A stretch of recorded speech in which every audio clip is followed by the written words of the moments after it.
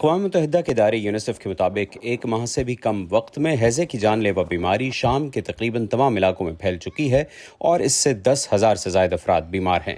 شام کے جنگ زدہ مشرقی حصے میں پھیلی ہوئی خیمہ بستیوں میں پناہ لیے ہوئے لاکھوں لوگوں کو اس وبا سے شدید خطرہ لاحق ہے۔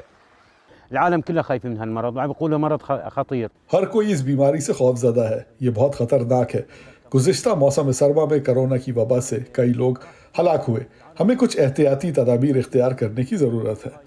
صاف پانی اور حفظان صحت کے بنیادی اصولوں کی پابندی سے ہیضے سے بچا جا سکتا ہے، اور یہ بیماری قابل علاج بھی ہے۔ تاہم علاج نہ کرانے کی صورت میں یہ چند گھنٹوں میں موت کا باعث بھی بن سکتی ہے۔ جمعے کے روز تک شمال مغربی شام میں ہیضے سے اموات کی تعداد کم از کم 42 ہو چکی تھی۔ شام کے محکمہ صحت کے مطابق مرنے والوں میں وہ افراد بھی شامل تھے جن کے علاج میں تاخیر ہوئی یا جنہیں پہلے سے دائمی امراض لاحق تھے۔ یونیسیف کا کہنا ہے کہ جنگ، بجلی کی کمی کے بحران اور خشک سالی سے شام کی تقریباً نصف آبادی پانی کے متبادل اور اکثر غیر محفوظ ذرائع پر انحصار کرنے پر مجبور ہے۔ عالمی ادارے کے مطابق ملک میں پانی کا زیادہ تر بنیادی ڈھانچہ تباہ ہو چکا ہے اور سیویج کے گندے پانی کو صاف نہیں کیا جا رہا۔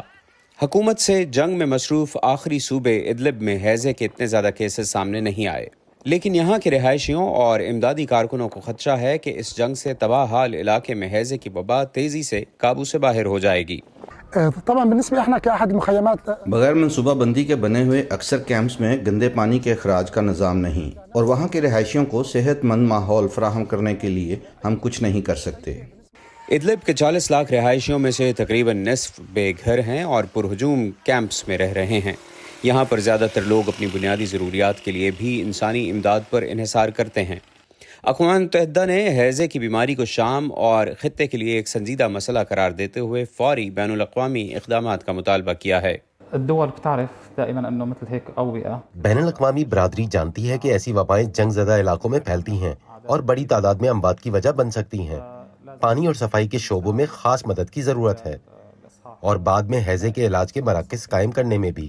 عالمی ادارہ صحت کا کہنا ہے کہ دنیا بھر میں اس سال ہیضے کے کیسز میں اضافہ ہوا ہے اور 26 ممالک میں یہ وبا پھیلی ہے۔ ماہرین کے مطابق جنگ اور ماحولیاتی تبدیلیوں کے علاوہ دیگر بہت سی مہلک بیماریوں کی طرح ہیضے کی بیماری بھی انتہائی غربت سے جڑی ہے۔ حیدر مرڈوک کے ساتھ محمد عاطف، وائس آف امریکہ۔